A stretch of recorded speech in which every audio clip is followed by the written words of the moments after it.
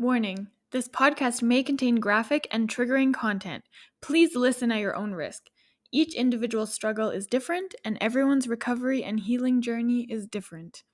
Please reach out to a certified medical professional if you need help.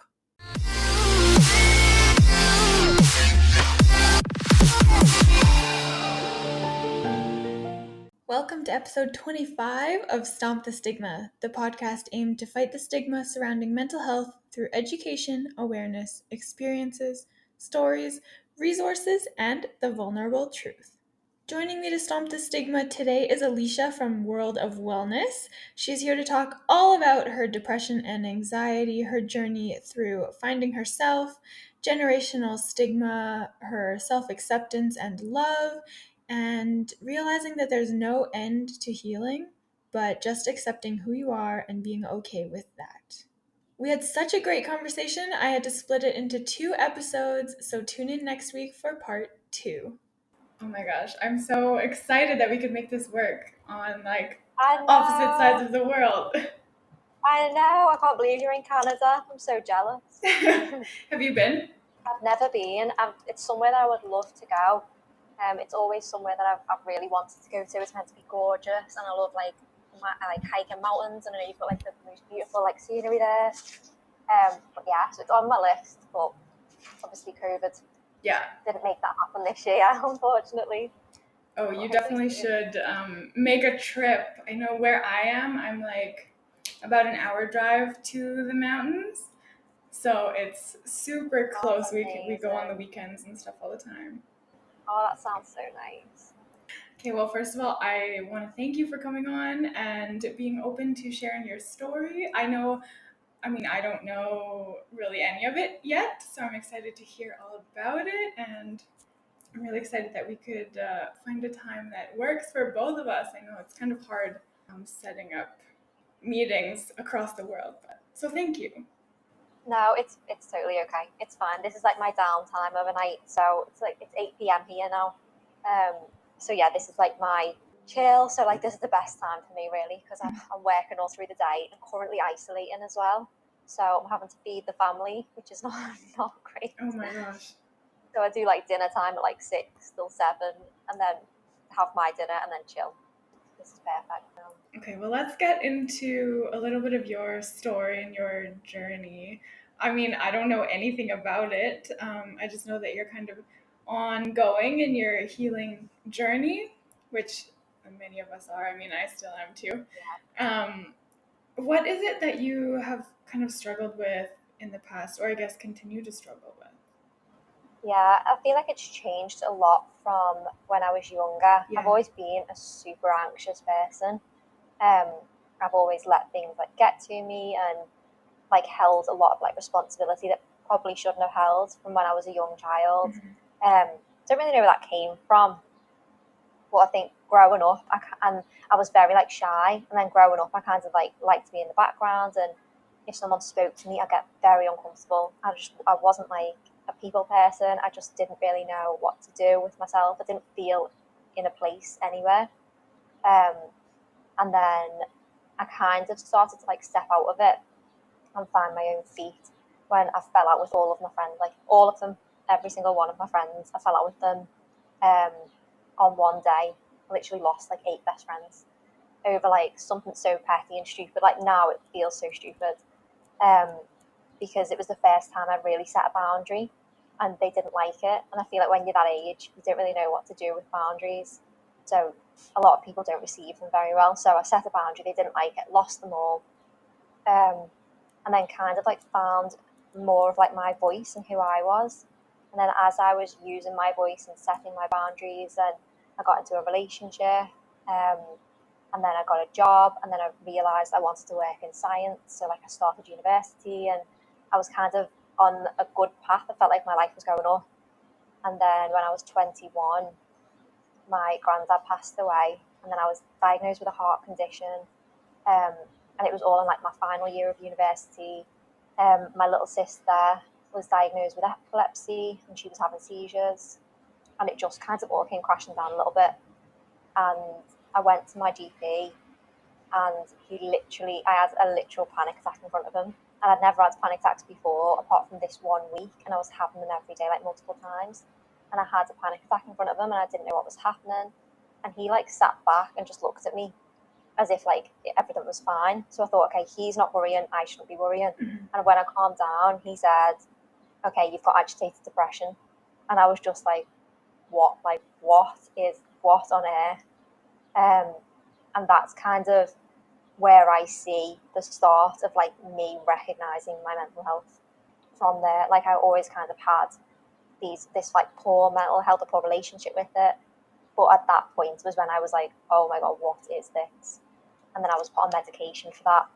And I was on their meds for 5 years, and I struggled for 5 years. And my diagnosis changed from agitated depression to generalized anxiety disorder during them 5 years. And I struggled a lot with therapists.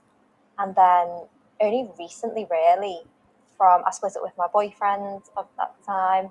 I found like a really good friend group. I got my dream job, really, and then kind of like really settled into that. And then I became like very independent in me in terms of like finances, in terms of looking after myself, in terms of looking after other people, like doing things that I need to do for me.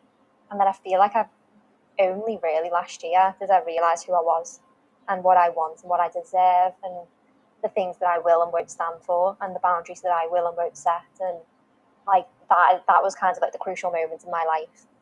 And then kind of from then on after, so the past year, a year and a bit, has been the period of time where I'm like, okay, I know who I am, I know what I want, I know like what I deserve and what I need to do for myself. And it's just been a year of challenges, I feel like, just like things. You're like, just like, okay, you said you know who you are, you said you know what you want, so we're going to throw stuff at you and see if you actually know. So that's kind of been what's happening currently. So I feel like it's just, yeah, it's seriously an ongoing journey. And I think that's the important thing, is to recognise that no one struggles with mental health or struggles in life or in general, and then it stops at some point and they're healed and they're fine, and then they just carry on with life. It never really happens like that. I feel like it happens, it's very much a journey and a process of healing, and you could heal one thing and then something else will pop up, and you have to use the tools to try and heal that, and then something else. And that's kind of what I've figured out from my life so far, is you will never fully be healed. Yeah. Because to fully be healed, you have to be perfect, and a standard of perfect just doesn't exist. It doesn't exist. Yeah. I like that. I like the way you look at that. To me, I know that I will never be like completely healed. It's not something that is going to go away. It's just something that you kind of learn to handle and deal with. But the way that you look at it, it makes it more comforting to live with something like that. I like that a lot. Oh, I love that. Thank you for that. I really appreciate that.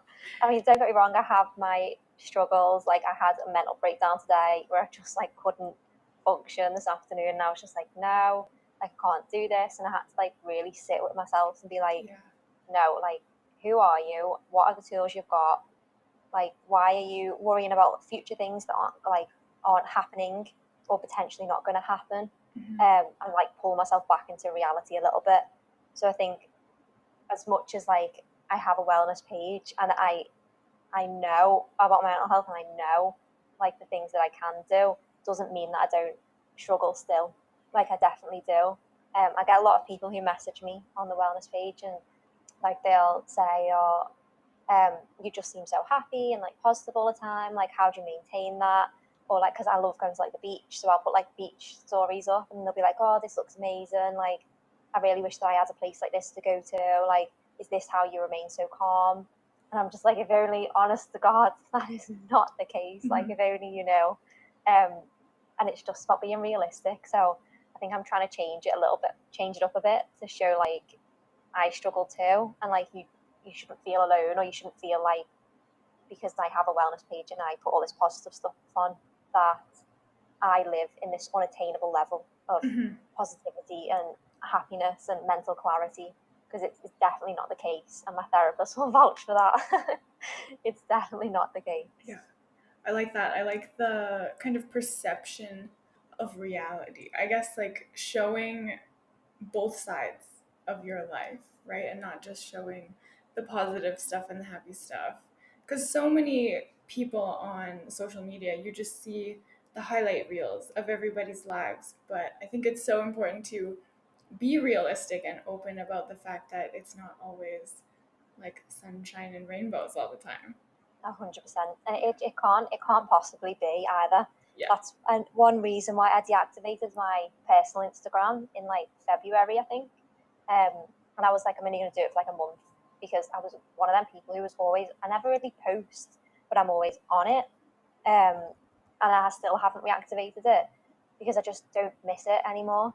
Because I was sick of seeing people just posting the positive things about their life, and I would go on Instagram or like a social media platform, and all you would see is like what people want you to see. Mm-hmm. And then you'd sit in your own life and be like, oh, why don't I have that? Why don't I look like that? Why don't I think like that? Like, why didn't I do that?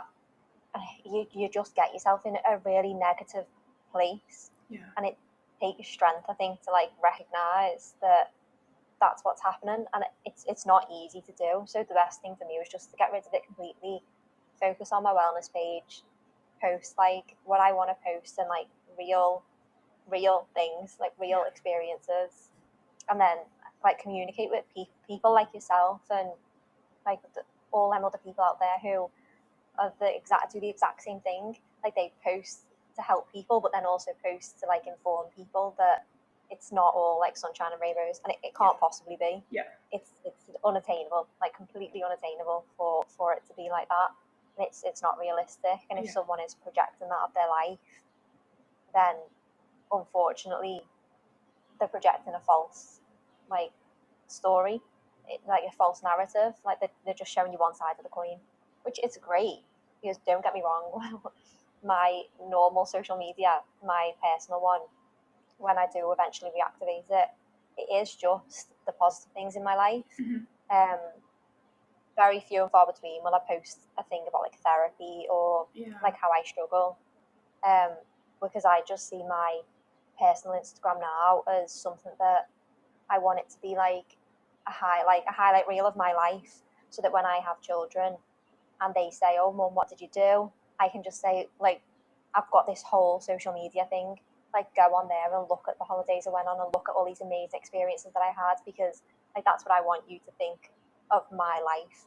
But then also show them the wellness page and be like, "But this is also what I was going through at the same." Like, you can see the same timeline of posts where I might have posted like a holiday in Dubai with a cocktail, like, oh, amazing. And the next week on my wellness page, I posted that like I was really struggling that week and I had a breakdown in therapy and I'm hitting a brick wall. So it's very much two sides of the coin. Yeah. Maybe I'll merge them one day. I don't know. We'll see. Oh, I love that idea of just keeping one account so that you can look back at like all of the happy things that you did and these happy times in your life.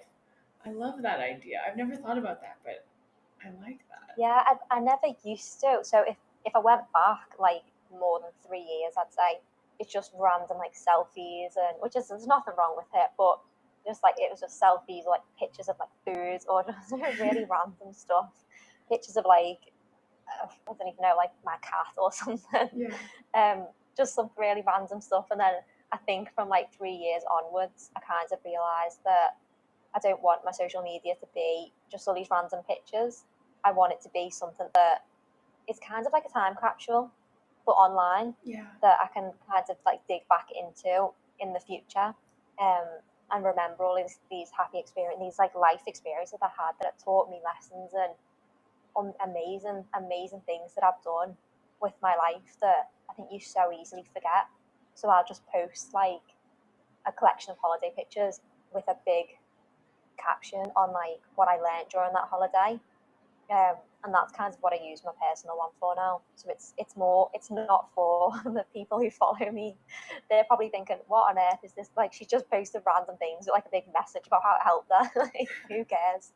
But it's more for me and for like me in the future, looking back on that, and like my children, if I'm lucky enough to have them, like my children to be able to look on that, and yeah, just that's kind of what I use it for. Yeah. Oh, that's so awesome. I've also kind of found myself in this past year of the pandemic and just not really being allowed to go out anywhere and interact with people. You're just kind of forced to be with yourself and kind of accept who you are and learn to love yourself and learn so much more about who you are. And that makes me so happy to hear that you have been able to find yourself too. Yeah, I think that you have literally been forced to sit with yourself, like you said. Like you have no choice but to sit with the good, the bad, and the ugly, Yeah. and really address what you want for yourself. And if you want to change, then you need to take accountability for yourself and put the steps into place to change. And it's really not easy. It really, really isn't. But if there's one thing this pandemic, I think, has been good about this pandemic, is that so many people live on like a one-dimensional scale of their life and their world, and everything revolves around that. And they go out and they like will go and get food, and then they'll like wake up, go to work, look after the kids, and it's all very one-dimensional. Whereas being forced into a pandemic where you can't socialize with people, you can't do the things that you would normally do that keep you so distracted from everything else, you have to truly sit, and then you start seeing yourselves from other dimensions, and you start like viewing the world slightly differently. And it just, I feel like that's one thing that's been really positive about the pandemic, is that people have been able to grasp different views of themselves and their lives, and the people around them, to really come to like a whole conclusion on like who they are and what they want. Because you're never going to get this time, well, touch wood, you're never going to get this time back again, where we have to do this for this amount of time. Like, you're not going to get it. The whole world has been stopped for over a year now, really, and you are literally never going to get the time to sit with yourself this much ever again. Yeah, exactly. Yeah, you're like reading my mind. Amazing. I love when you find someone who like relates, because I feel like sometimes I just speak and people are like, yeah, like you have no idea what I'm talking about. So yeah, it's so lovely to speak to someone who like relates to it, because I feel like even if someone didn't relate, it is what I say is probably what they're going through, but they just don't realize it yet. Yeah. Because I feel like when you're so used to like not, I feel like it's more like of an anxiety thing. Like an anxious brain moves quicker.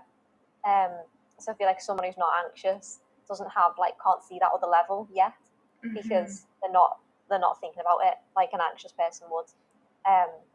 Like my brain just grabs on anything that it can, because it loves to have something in it all the time. Like there's something occupying it, which tends to be about myself. So it tends to be like a look on myself to see like what I want in my life and where I am, where I want to be, etc. So I feel like it's so lovely to meet someone who like relates to what I'm saying and like understands it. Yeah. Oh, absolutely. Yeah. So before you kind of went to your doctor and found out that you had depression, did you kind of feel that like maybe there was something going on that you didn't quite understand? Or was that kind of the point when you're like, okay, like was that a point when it kind of all started making sense to you?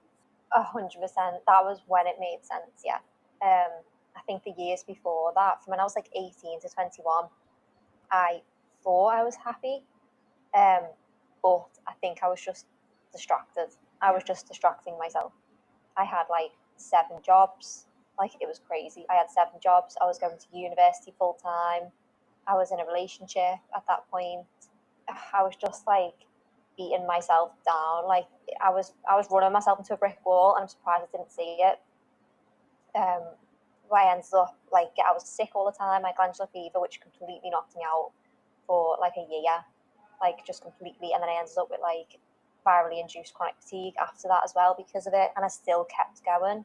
So I would like get up in the morning, I'd go to university, do my lectures, go to the gym, go to a job, one of my jobs, and then finish that job at like 8 o'clock, and then go to another one of my jobs and finish that at like 1 a.m. and then go back home and then eat at like 2 a.m. in the morning, go to bed, be up again at like 6 or 7, and it was a cycle. And I was doing this for like every day, even the weekends I would work. I had a weekend job because, again, like, I had this massive, like, responsibility burden. I just felt like I should be responsible for everything, and that included, like, myself and my own, like, finances, but I took it to an extreme level. So I was like, right, I need all these jobs because I need to have responsibility in some aspect. I also need finances to fund my life. I also need, like, to meet people, to build skills up for, like, the future job that I want, and I just put a lot on myself. So I think that it was just a distraction, complete and utter distraction. And then when I was forced to stop when I was 21, and my doctor kind of put a label on it, and it literally forced me to stop. And he signed me off work for 6 weeks. I wasn't allowed to work. So I had to sit with it. And that was where I was like, oh my God, like, what am I going to do? And he sent me home with leaflets about agitated depression. And it was pages and pages of the, like, leaflets and, like, information. And I just didn't know what to do. And I remember walking home from the doctors, and I literally was sobbing on the way home. And I rang my little sister and was like, please, can you come home? She was in school, and I was like, please, can you come home? Because I've just been diagnosed with some form of depression and I don't know what to do. And that was kind of when I was like, wow, like, where do you go from here? Yeah. Oh my Yeah, it was gosh. very, that was a moment. Yeah, for sure. Wow. So you kind of had to, like, take that all in, accept it, and then, like, where do I go from here? 100%. I was just and I was very naive at that point, where I didn't really understand mental health, and I didn't understand the resources that were available, and I didn't understand what depression meant at that point. I didn't know if that was something that you were going to have forever or just for a short period of time. And I just sat and did not know what to do. Yeah. And my GP gave me medication as, like, the first port of call, which now I realise shouldn't have been the first port of call. But at that point in time, I had no idea, and no one was telling me anything.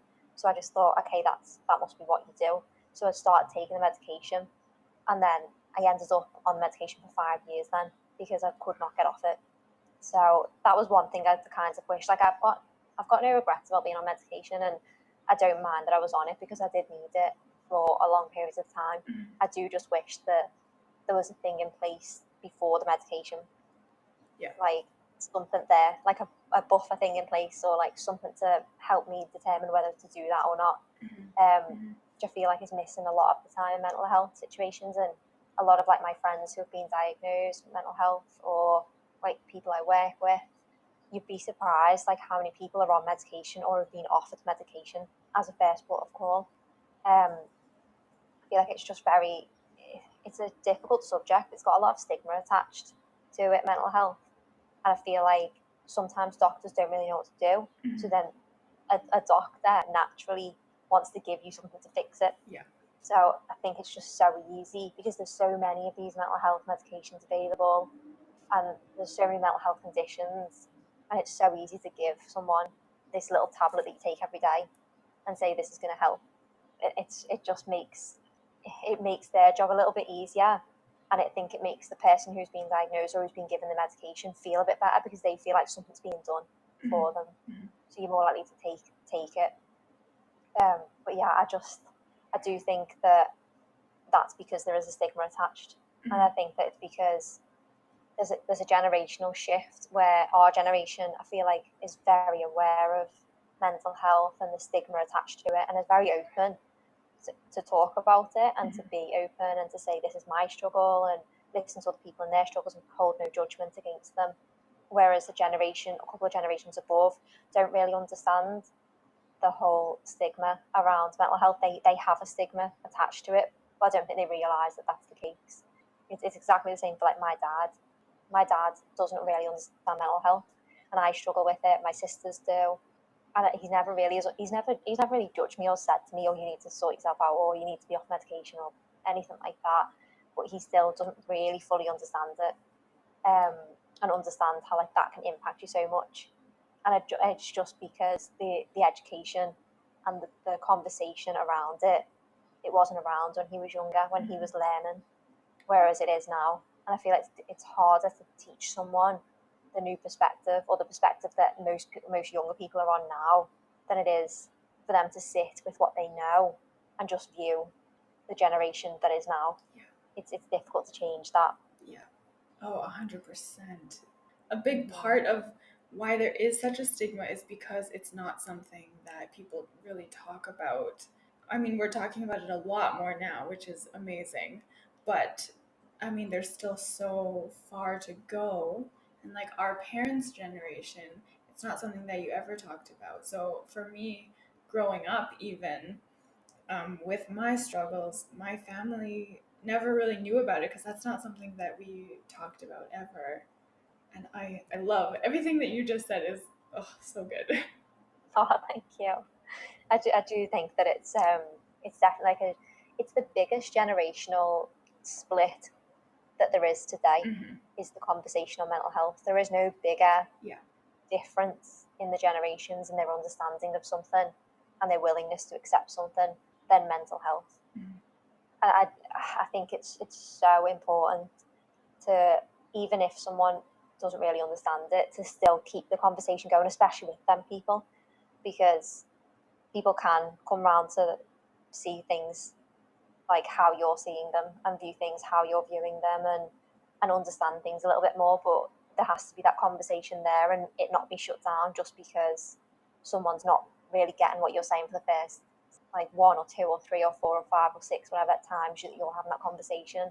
It has to be an ongoing story, because mental health doesn't have a full stop after it. It's a continuous thing, and everyone, whether they like it or not, just as everyone has physical health, everyone has mental health. And just if you don't understand mental health struggles, it doesn't mean you don't have mental health or you've never had a mental health struggle. You just don't understand it yet. And that's the biggest thing, I think. Yeah.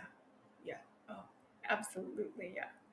So like everyone's stories and everyone's journey is very different. Like somebody else could also have depression, but what they've been through could be completely different. So the same goes for like coping mechanisms and what we do to kind of help ourselves move through that. So I guess I'm curious what has helped you kind of heal and move through your struggles, and has that changed at all for you over the years? Yeah, I feel like it massively changed. So I feel like before I even knew about mental health, I still did my coping mechanisms, which were very like behavioral things. So I would like physically distract myself or remove myself from something, or go to the gym, or go for a walk, exercise, go and speak to someone. Like I was very like behaviorally changing that. And then when I got a bit older, I feel like it became like distractions. So like throwing myself into things that I didn't need to throw myself into to distract myself. So like uni or work. And then when I kind of understood mental health and got diagnosed and really like delved into it, it was 100% therapy. Like therapy has changed my life. And I don't think that I would be as far into my healing and growth journey as I am now if it wasn't for therapy. Like it wouldn't have happened.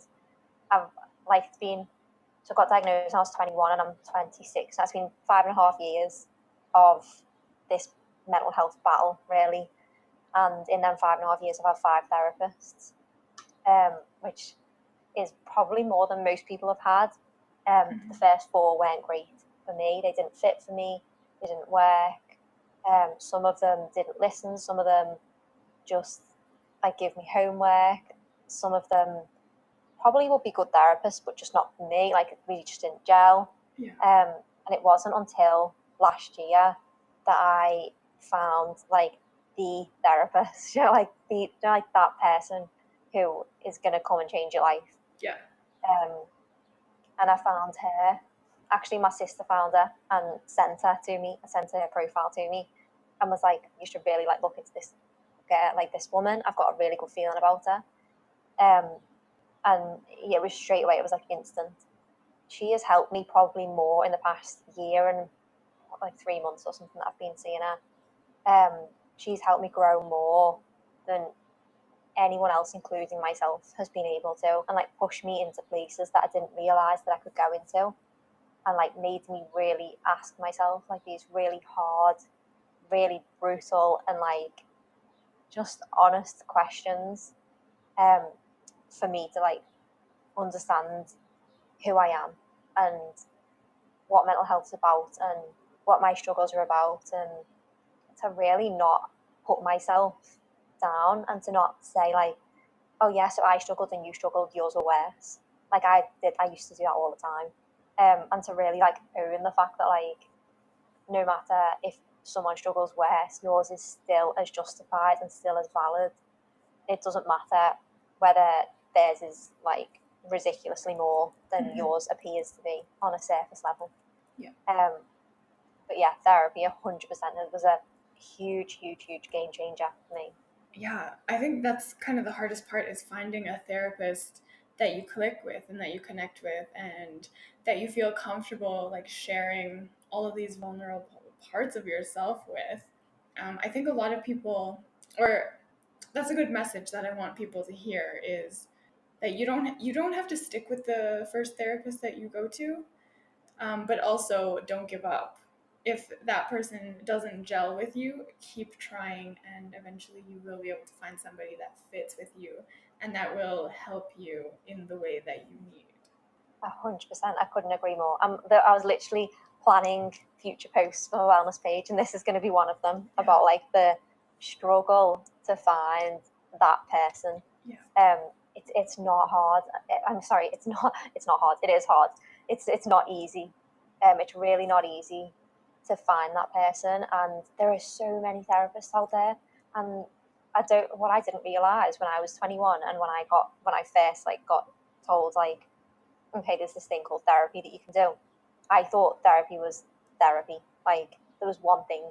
It's one thing. Everyone does the same thing. And I had no idea that there was all these different types of therapists and different types of therapy, and I had no clue. I just thought, okay, I'm just going to pick one, and great, we'll go with it. And it's not the case, and that's another thing that I feel like people don't talk about, is there's so many different types of therapy and so many different therapists, and you really have to find the type that works for you. Just because one, like CBT, for example, is extremely popular therapy, it works for a lot of people. It doesn't work for me at all. Like I've tried it and tried it and tried it. It does not work for me. And it took me three goes to realize, okay, this is not working for me. This is not my thing. Like, there's got to be something else out there. And I feel like people need to like know that there's so many different options available to them. You just have to look into it a little bit more. Yeah. Just like if you were interested in anything, I mean, maybe this is just me because I'm a scientist and you're probably the same because you're a chemist. If something interesting pops up and you want to know more about it, you're going to dig into it. You're not just going to take the surface level information. It's the same for therapy. If you are willing and you want to go to therapy, because obviously that's the first step. If you've made that step, then research it. Like, look into what kind of therapy there is. Be picky and be selective, because it's so important for you to like pick even things like the gender of your therapist, the age range, their experience, their specialities, if they've seen a therapist, if they've struggled in their life, like who they've helped, or like how many people they've helped, where they are in their journey. It's just so important. Like the price of them, like people like don't realize all of these things come into play. It's not just a picture. You look nice. Okay, great. I'll go with you. Or you're cheap. Okay, I'll go with you. It's a whole collection of things. You wouldn't go into a shop and go, oh, I really want a top, so I'm going to pick the one that's closest to me and the cheapest one, because it's convenient and it's cheap and it's a top. It doesn't matter. You wouldn't do that. You go into a shop and you pick the one that you like the most, the one that fits the best, the one that looks the best on you, and you be very picky about what you're going to get. And I feel like therapy is obviously not shopping, but you have to shop around in that sense to find that person. And I feel like that's why a lot of people don't find the therapist that's really going to help them the first or second time round, because they don't realise there's actually a huge process that goes into finding that therapist for you. Mm-hmm. And you have to like understand what you want. Even if you can literally write a list, like male or female, what do you want, age range, what do you want them to. You don't have to know all the things, obviously, but it can guide you in a certain direction. And you'll end up maybe in a place that you had literally no idea. I tried everything. I tried a student, then I tried a really experienced therapist, then I tried a older woman who I thought looked lovely on the picture, and then I tried a guy who I thought, okay, if I change gender and go to a male, maybe he'll help. And the therapist that I've ended up with now is like not that much older than me, and she's trauma informed. So it's completely different to all the other therapists, but she works for me. Mm-hmm. And like, you've just got to kind of go on a journey, and it's frustrating. Don't get me wrong, it's so frustrating to spend money and to spend time trying to heal and not healing because you haven't found that person. Like, and I completely get it. It's like snakes and ladders, and you just keep getting bloody snakes all the time and sliding back down. Like, you just keep coming back down. It's so annoying. But the whole point of the game of snakes and ladders is that you have to get to the end at some point. It doesn't matter how long it takes. You will get to the end. You wouldn't give up a game of snakes and ladders halfway through and go, I'm not playing anymore. Like, I just can't bother. Mm-hmm. You've set that game up for a reason that you want to play. And so you shouldn't give up on yourself, because at the end of the day, that's the thing that's going to help you, or you think will help you, and you're willing to do it. Then there'll be someone that fits for you, like somewhere. Someone will be out there. You just need to look, broaden your horizons. Like, it's that easy, but it's not that easy. Yes, I love that so much. So, where are you at in your healing journey? Like, you talked about setting boundaries, and that can be really hard, especially with like friends or family and people that you're close to. So, I guess, like, where are you at in your healing journey, and how are you feeling about kind of your depression or anxiety, or like, and how has your, I guess, opinion of yourself or perception of yourself changed over the course of that process? That's such a good group of questions. I love this. So I would say that within my healing journey now, what I thought was I would be healed. This was like a year and a half ago. I thought I would get to a point and I'd be healed, and that'd be great. And then I'd carry on with my life, and potentially it would spring up again, and then I'd just go through another healing journey. And then what I realised is that healing never finishes. There is no end point. You can't see the end. It's not really there. You can heal from individual aspects, but you'll never fully heal in life in general. And I think that that's really important to notice. And when I recognised that, then I became more accepting of like my journey and where I am in my life, and the fact that I'll have these peaks and troughs, and that's completely okay. And maybe I'll drop therapy and pick it back up, and drop it and pick it back up, and that's also okay. Like, there is really no end point in your journey. Mm-hmm. So I feel like in terms of like healing, I feel like I've healed from a lot of stuff, like ridiculous amount of stuff that I didn't realize I needed to heal from. Yeah. But healing from some things opens up more. I feel like that's kind of like the pattern that happens. Mm-hmm. Like, you'll hear from one thing and then something will pop up because of the journey that you've gone through to heal from something. So I feel like I've got a lot of stuff to heal from, and I will obviously never fully be healed, but that's fine. Like, I'm totally accepting of that, and I'm completely fine with that, and I'm very at peace with that, and I'm excited to go through all this healing. Like, I'm excited. It excites me to be able to like get to these places that I didn't realize that I could get to, and open myself up to be a person that I didn't realize that I could be, and go into places that I didn't realize that like I could go to, just in every aspect of my life, really. So in terms of healing, I would say that. And in terms of like where I am with my like diagnosis of like anxiety, so kind of like they dropped, like they said I didn't have agitated depression after like maybe like 6 months after that diagnosis, and they told me then I had generalized anxiety disorder. And honestly, I'm completely fine with that. I don't think I was for like a little bit, because I felt so called out. Like I was like it's like someone's just like ripped your clothes off in a public place, and you feel so exposed. And I felt really exposed, and I felt like someone's just like explained the reason for me and like things that I do, and I just didn't like it, so I didn't want to listen, so I shut it out. And then I don't really know what clicked. I think it was probably actually the breakdown of my relationship at that point, where I kind of thought, like, no, this is me, and I need to take accountability for myself and my actions. Yeah. Because if I'm now going to be single, like alone, and not have like that partner there, then I want to be able to sit with myself and be happy with myself, and not have to rely on someone for my happiness.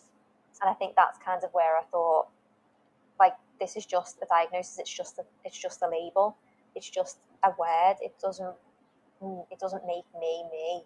It's not something that is like attached to me. It's just something that kind of follows me around a little bit, which is fine. It's in like a little cloud, and it just floats by me, and it's absolutely fine. I'm completely fine with it.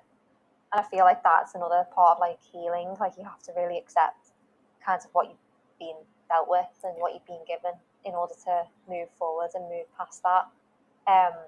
And then in terms of like accepting myself and where I am currently, I genuinely didn't realise how much I didn't like myself. I just didn't like myself. I thought I liked myself. I thought I was great. In actual fact, I wore more makeup than you could possibly imagine. My hair was always done immaculate. I would always wear the best clothes, and I was in the gym 6 times a week. I was eating like what I thought was healthy, but probably not healthy, like probably ridiculously low calories. I would never say no to anyone. I would go out everywhere. I would literally give anyone my last pound. And I thought that that was my happiness. And it wasn't. And only really a year ago, I had an epiphany, post therapy, obviously, where I was just like, this is not happy. This is not happiness. What am I doing? And I, I kind of like dropped all of that. I dropped all the facades. I dropped all of these like barriers that were up. Probably not all of them, actually. That's probably a bit of a lie. Probably some of them still stand. I don't think you can physically drop them all at one go. But I dropped a lot of them, and really like became vulnerable, and allowed myself to become vulnerable. Allowed myself to sit with the weaknesses that I have and show them to people, and be more open, and be so, like self-accepting of myself, and fill spaces that I didn't think I deserved to fill, but I'd fill them anyway, because I wanted to show to myself that, yeah, you do deserve them spaces. And now I'm 100% at a place where I don't need a face full of makeup and my hair to be done, and to be wearing the best clothes, and to drive the best car, and to have a massive group of friends. I don't need all of that for my happiness, because I know that I can sit with myself now and have none of that, and still be at peace with who I am as a person. And I think that had I not have gone through the journey of healing, had I not have been that person who hides everything and has all these barriers up, then I wouldn't have realised who I actually was, and like who I could become. I feel like it just opens up like so much. And I still feel like I'm not there yet. I'm not fully there. I still like step back from things that I want to do sometimes, because I'll hold a judgment on myself. So I'm still like actively trying to push past that, and to like really get to a place where I am just so self-accepting, and allow myself to do all of these things that I want to do. And I do think it's probably going to take time, maybe a couple of years. I don't know. God knows how long. It's probably going to take a bit of time, but I just know that I owe it to myself, and I deserve to be able to get to that place that I want to be. And therefore, I know that I will get to that place, because only I am able to do that. And I've done it for myself already. So, and I want to do it for myself, so I will, if that makes sense. Yeah. Oh my gosh, I love that. That makes me so happy to hear that. Tune in again next week for part 2 of my conversation with Alisha as we dive more into her journey and her healing process through depression and anxiety. Thank you so much for tuning in today. Feel free to reach out at any time. You can contact me on Instagram and Facebook at Stomp the Stigma YYC, and you can email me at stompthestigmayyc@gmail.com. If you like the podcast, please like and subscribe on YouTube, Spotify, Google Podcasts, or Apple Podcasts. And if you or someone you know would like to come on, I would love to have you. Share your story, speak your truth, and together we can stomp the stigma.